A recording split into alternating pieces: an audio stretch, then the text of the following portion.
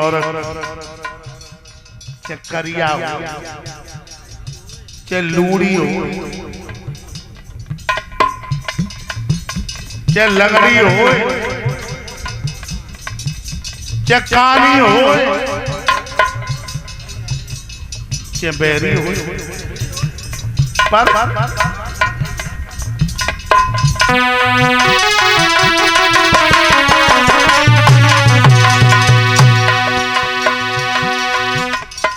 अपनी औरत अपनी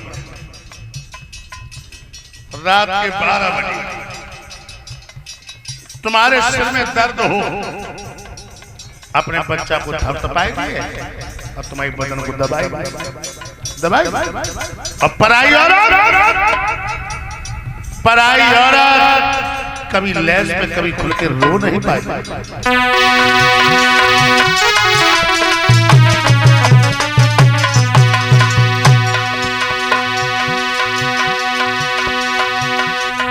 पर नारी की प्रीत भूसती तपटी लटियों कले जो कान होती है अपनी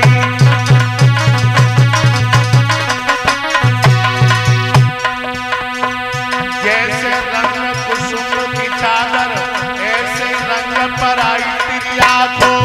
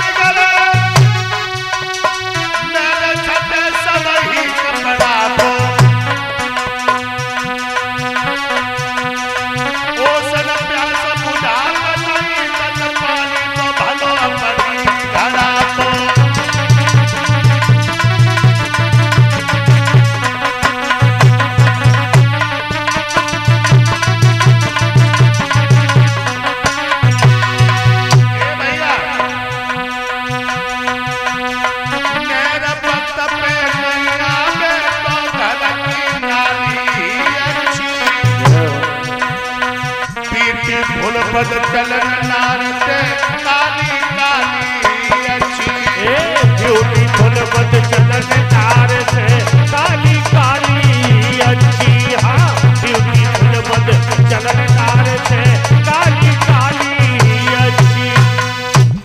मेरे भैया पत्र का जवाब बड़े मीठे शब्दों में दिया। आत्मकुशलम तत्र अपरंत समाचार ये है आप शिकार खेल के जा रहे थे मैंने तुम्हारा चंद्रमा जैसा मुखड़ा देखा काश मेरा दिल गया मेरा जी चाहता कि मैं तुम्हारे साथ सहवास करूं लेकिन हमारी दो शर्तें हैं और वो शर्तें बड़े नियम से लिखी। पहली शर्त है जिस पलंग पे तुम मेरे साथ लेटोगे उस पलंग को ब्राह्मण गांठे और जब भोग करने के लिए आओ तो कैसे आओगे पालकी आगे लगाइयो महात्मा और पीछे लगाइयो ब्राह्मण। तब जो पत्र पढ़ा राजा नौस कहने लगे ब्राह्मणों कहिए महाराज पलंग गांठो पीछे जीसू गांठ रहे महाराज तब तो हमने पठाई दो पहले इंद्राणी के महलों में पहुंचाओ मनीष मास्टर साहब पहुंच गया। एक बात दिमाग में रखना कौआ का बंदा होता है दिन में रात और उल्लू दिन के 12 बजे दिन में और कामी पराई बहन बेटी को बुरी नजर डालने वाली नीच दिनों रात अंधे होते हैं दिनों रात। मेरे भैया पालकी में राजा नहुस बैठा और क्या चिल्लाया सात सात सात यानी जल्दी से चलो। एक महात्मा कहने लगा, ओरे राजा, जिन महात्मा सारा संसार सत्कार करता है, जिन ब्राह्मणों का सारा संसार आदर करता है, और तू पालकी में लगा, जा तू सर रहेगा। सोई राजा पालकी में अजगर बनिए। भाइयों, अगर दुनिया में तुम्हें नाम पैदा करना है, दुनिया में दाम पैदा करना है, तो कछु चीजों से बहुत दूर रहो। पवन कौन चीजें? 10 डग सांड, 20 डग कुत्ता, 100 डग नार और 80 डग ढोका। तो कई इतनी दूर रहो जितनी कुशल चाहता है, यानी पराई औरत से 100 कदम दूर। अरे कबीर साहब ने तो बहुत कुछ लिख दिया है। पवन लिखा नहीं, लिखा है। कहा लिखो? यहाँ तक लिख दिया है कि जो जननी आपनी तो न बैठे पास। 18 साल के लड़का को एकांत में अपनी मैया से बात नहीं करनी चाहिए। एकांत क्यों? काटल की कोठरी में दाग लागे फिर लागे, और कामिनी के साथ काम जागे और जागे। सर्प बन गया। उसी राज्य में बृहस्पति नाम का दानव रहता था।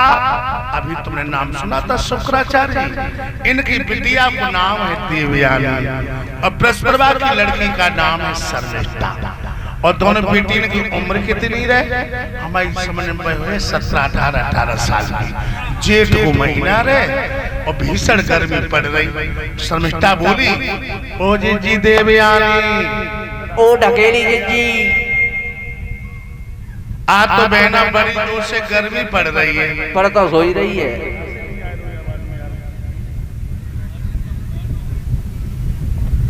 पसीना से सारे कपड़ा खराब हो रहे हैं। खराब तो सोई बहना हो रहे। तुम्हें मालूम ना है बहना, जब पास में नार बह रही, सवेरे नहबे गए तो ठंडो पानी रहे, मैं तो दांती बज गई बहना। कहाँ? ये पास ही में बहना। तो चलो भाई में नहाया। चलो भाई में नहाया, लेकिन मैं कछुआ बहुत है, हमारे नहाइयो बहना। अब दोनों बिटियां चली। जब दोनों बिटियां चली, लहंगे की आग में रही, तो शर्मिष्ठा बोली, ओ जी देवयानी, काहे बहना? बहना, हाँ हम तुम बातें करती चली आई, चली तो सोई आई, और दूसरे लहंगा लाई आए, नाग पहने कहा। तुम तो बहना बनाए पागल हो जाओ। जेठ की तो बारी में कौन बैठो, कपड़ा उतार पार पटक दे और नहा लो, पहन लो, चुपाई सटक दे। चलो चलो। आज बेटी ने वही किया, अपने अपने लहंगा चीर उतार के पार पे रखी और निवृत्त होके नहाने लगी। निवृत्त होके नहाने लगी, और तब तक नांदिया पे बेटी भूली बाबा डमरू बजा के आए। देवयानी बोली, ओ जी देव शर्मिष्ठा, काहे बहना? आगे देख कौन आए रो बहना। सामने भोले बाबा अरे बहने ऐसे हो तो। अब बहना इन्हें जानने की बेटियां निवृत्त के नाई नहीं है, तो श्राप दे दी। अब बताएं गोइयां जाए तो बकैया लगाए जाओ। तू तो बड़ा पागल है। काहे? भोले बाबा सनकी है तो सोई, और को वृक्ष के नीचे डमरू बजान लगे, तो डुबकी लगा मर जाओ। तो फिर क्या करे हो? चलो बाहर। नहीं मान नहीं, चलो बाहर। एकदम से बेटियां बाहर झपटी, तो लहंगन की अदला बदली हो गई। हेलो, शर्मिष्ठा को लहंगा पहन लो देवयानी ने, और देवयानी को लहंगा पहन लो शर्मिष्ठा ने। भोले बाबा निकल गई। अब शर्मिष्ठा बोली, तेरी देवयानी, तेरी हिम्मत कैसे बढ़ गई मेरा लहंगा पहनने के लिए? हेलो, आगे बढ़ करके शर्मिष्ठा ने देवयानी गाल में तार से टमाटर दिया।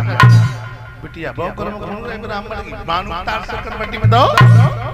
आगे बढ़ के पंजा में पंजा फंसाई लो, देवयानी और शर्मिष्ठा। जब गरीब ब्राह्मण की लड़की बराडा की लड़की पंजा को मरोती गई, पीछे था कुआं, बकुआ में झमसानी डाल के चली। पूरी रात हो गई, कुआं में पड़े पड़े। ये प्रयाग देश के राजा याद घोड़ा पर सवार होकर निकले, और जो घोड़े के टापन की आवाज सुनाई पड़ी, देवयानी बोली, कौन है? मैं दरूं कुआं में, मुझे निकाल ले। एकदम से घोड़ा उड़ा। राजा कुआं के पास देखा 17-18 साल की लड़की, जिसकी रोते रोते आंखें सूज गई, कलाई पकड़ के बाहर ले वाला और कहने लगी, जाओ। जब कुआं कैसे पड़ी, कहने लगी, शर्मिष्ठा बृहस्पति की लड़की मुझे